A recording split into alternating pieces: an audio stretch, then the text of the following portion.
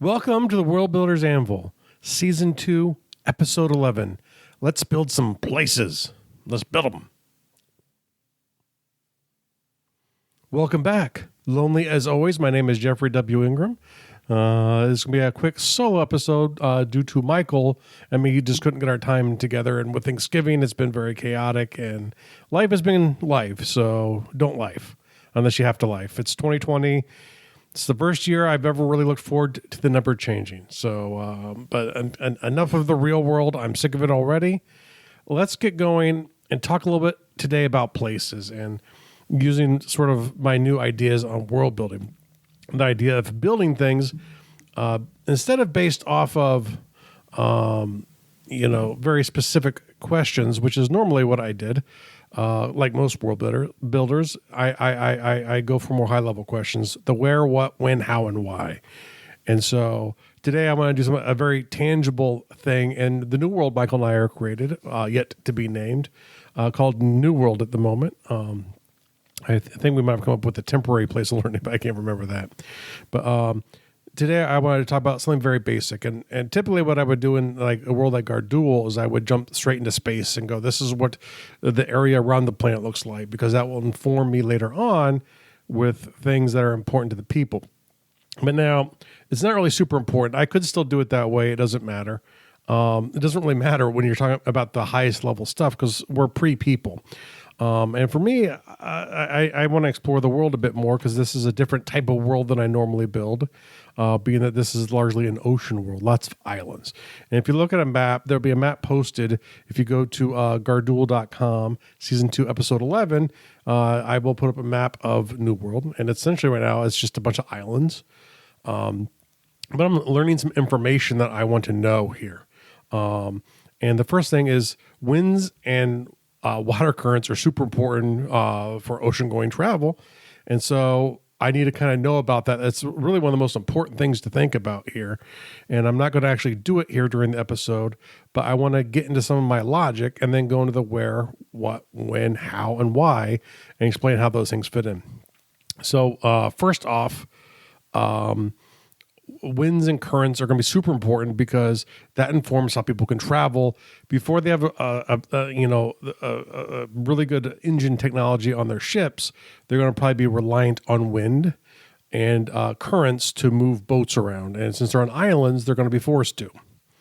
And there are two major types of interactions. The wind and water do play off of each other, obviously. The wind, when it gets hot, it warms up and it kind of then moves north or south, depending on what side of the equator it's on. And then it drops back down, becomes what we call trade wind. And those are the winds that boats like to use to do trading. And so, they both kind of end up going west, but it's kind of how they get there is different. So it's the winds appear different, but they're kind of always kind of blowing in the same direction, kind of. You create currents in the winds, things like mountains, and actually just hitting over land sources themselves kind of redirect the way the winds interact with the water, especially.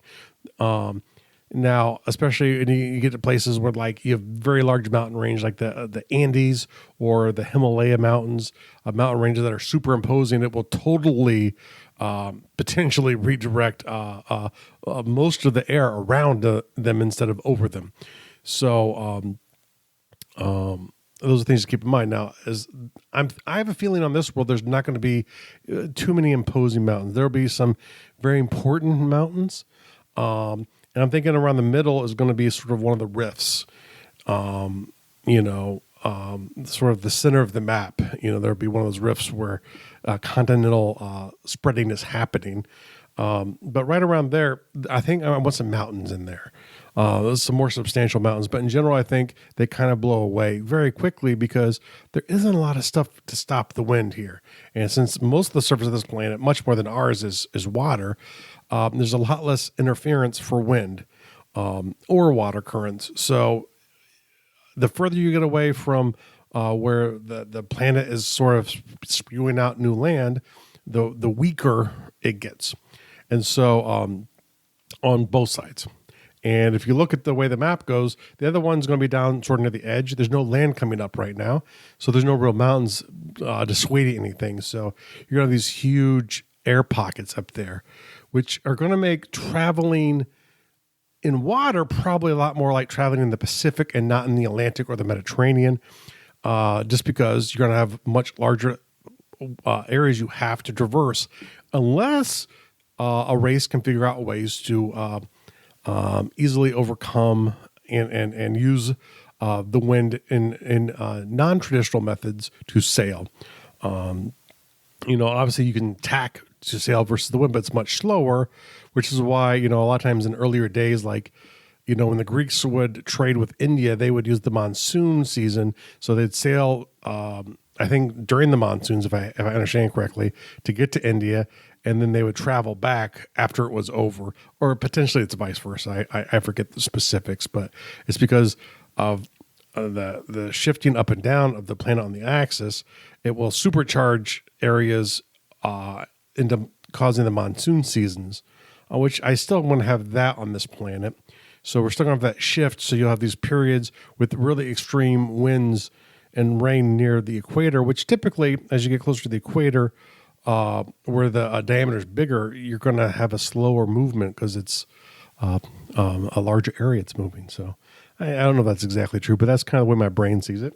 Like I said, I do science kind of as I remember it. Not really hard science, just science that kind of feels right to me. So normally, and really if you look at the map too, there's really not much around the equator. There's kind of one big island that kind of pops up into it, but largely there's almost like a line kind of through the equator, which isn't quite true, but it's close enough. So essentially, largely outside of those monsoon seasons, travel north and south in this world is going to be difficult, dangerous, and earlier tech levels mainly. And then across those rifts, typically those are areas where your cool waters are going to flow back towards the equator, warm up, and rise back to the surface, causing your thermal currents. And thermal currents can actually cross over each other because the colder current will go under the warmer current. So maybe there's some interesting ideas for monsters that sort of maybe can break the currents to get to the other currents to cause shortcuts. Maybe that's a thing. I don't know. That's truly brainstorming at this point. I have no idea. But I also think the wind pockets that get created, what we call the surface circulation of water on Earth, there's a lot less things to disrupt it here. And the islands are small, so there's going to be maybe minimal effects sometimes. But in general, you're going to have much wider range for your surface circulations.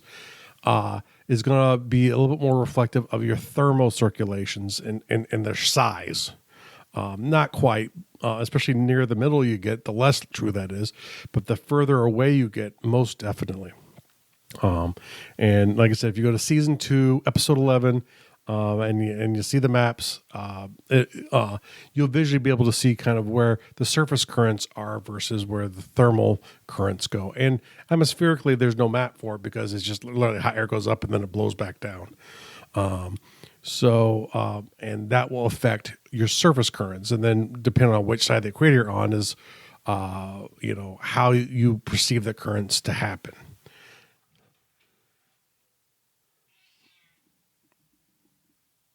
Now, and I do think because of the lack of continents, like I said, will have a huge impact, and the lack of substantial mountain ranges. There's no real substantial mountain ranges. So I might have a few sort of near the middle of the map, but in general, I think it's just going to be largely, and not massive. More like we think of as mountains on islands. And now, the other thing to keep in mind too is if you have a lot of surface land, even though it's underwater, that will still have effect on currents. So I'll probably sort of sketch those out in one map too, so I kind of have an idea of where I want those surface things to go. And you always see that when you look at islands, right? They'll look like a chain. And that's because there's a bit of land that is a little underwater beneath them, but it's higher up than the rest of the ocean around it. So now here are a few things. Now here's the sort of the important part, the things, Those are the things that are boiling through my mind. So now this is kind of where I kind of go through, what are my nouns? What ends up being my meta questions, right?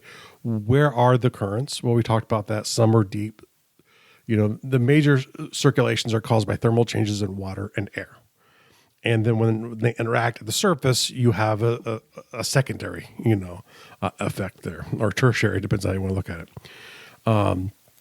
So what happens? Why are currents so important? Currents will explain how life transfers. So, if you go earlier on, like if, say, all the plants start on one island, they have to spread out. If all of the people start on one island, they have to spread out. I'm kind of thinking with the way my world's laid out, there are going to be two distinctive races of people on this planet, one in the northern hemisphere, one in the southern hemisphere. There will be some variations of each on both sides, but in general, one race will be in the north, one race will be in the south. This is not meant to be illusionary for the U.S. Civil War, just more of the way I see it. There might be other pocket things thrown in there with islands and volcanic stretches, maybe some good potential there to play around with as we get more into the people side of things. But life transfers with ocean currents and wind. That's how pollen moves. That's how coconuts float. That's how when people get boats, they move around. So these are two of the most fundamentally important factors. And then depending on how far you move forward, in your, play, is how dispersed do things get, probably a million years ago, and I don't know how old coconut trees are. There were probably very few. They work really well right near the shores.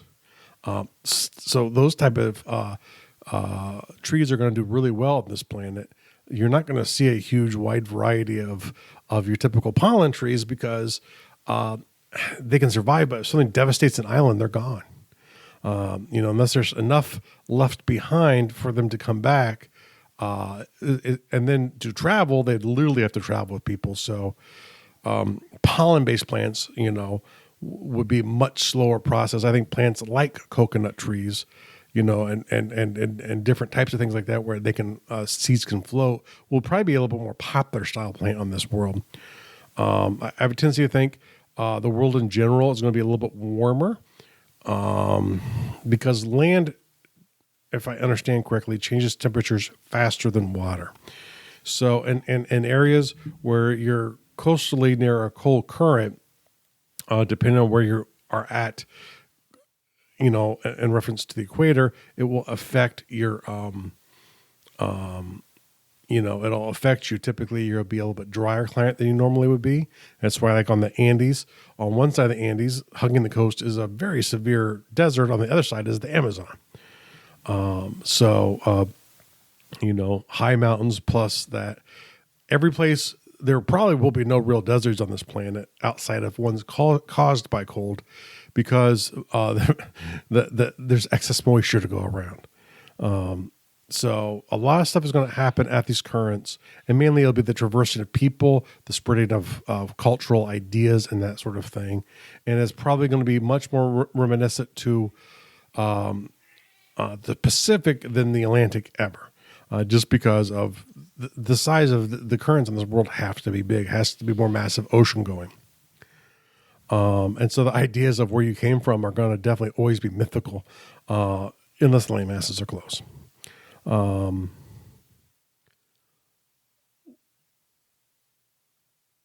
When is it important? Currents are always important. So that's a less important thing here. But the currents and the winds are going to be very noticeable to the people because they'll be so part of their lives that it's going to be in every culture. It will impact every culture in this world.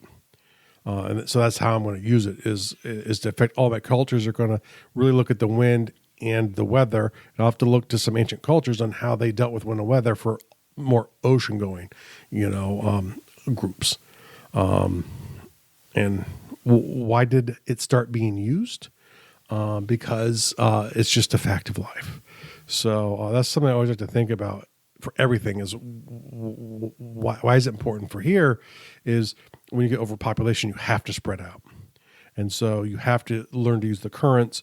A lot of life, most of the life will be in the water. So you're probably more fishing cultures than agricultural cultures. Agriculture will probably come much later on this planet than it would on Earth, with maybe some of the larger islands being exceptions. And there could be some very unique cultures in some of the larger islands, especially if you can create sort of like in a Papua New Guinea sense, lots of very distinctive regions due to the volcanic activity and a crazy valley and a crazy limestone and all kinds of factors you can kind of bring together and awesome weather. So that's really it. It's a pretty simple concept. So, and this can be repeated for anything, you can go through your mountains in the same way. You can go through your vegetation, all of your meta level detail for your world. You can kind of go through this thing and say, okay, why are the trees important? What happens with them? Trees mean that there's just, an abundant ability for plants to grow in the area that will attract certain kinds of wildlife, which will attract other kinds of wildlife. So you can you can get into it as deep or as not deep as you want to. I just find for this world, I probably spent more time than I normally would on currents, because I think in an ocean world, it's probably going to be the single most impactful thing. And so I'll sketch out sort of my ideas of how I think the wind currents are going to work. And then people could tell me why they think the ideas are good or bad or indifferent. If you go to facebook.com/Undercroft, you can always let me know what you think of me. So now for your world building task, write a story about weather. Weather is king. Weather is kingdom. Weather and the way it affects a region erratically, predictably, not predictably is important.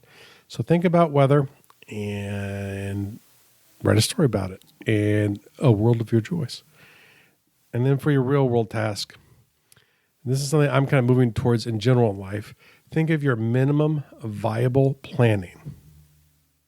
That's a minimal viable planning. Whenever you're getting ready to do something, do the minimum viable planning. That means enough that you can keep going, but not so much that you just spend your life planning and never doing. And the more skilled and the more versed you are at things, the less planning you might need to progress until you get to a part of a task where you're maybe not so good and you have to practice some more. So this is something, I'm kind of thinking about right now is what's the minimum viable planning, the MVP of your life, because it would, make your life more valuable. So think about, the amount of planning you need to accomplish tasks. Do that. Do no more. Don't do no less. So go play with your MVP. And I'll see you all next time, and hopefully I'll be back here with Michael.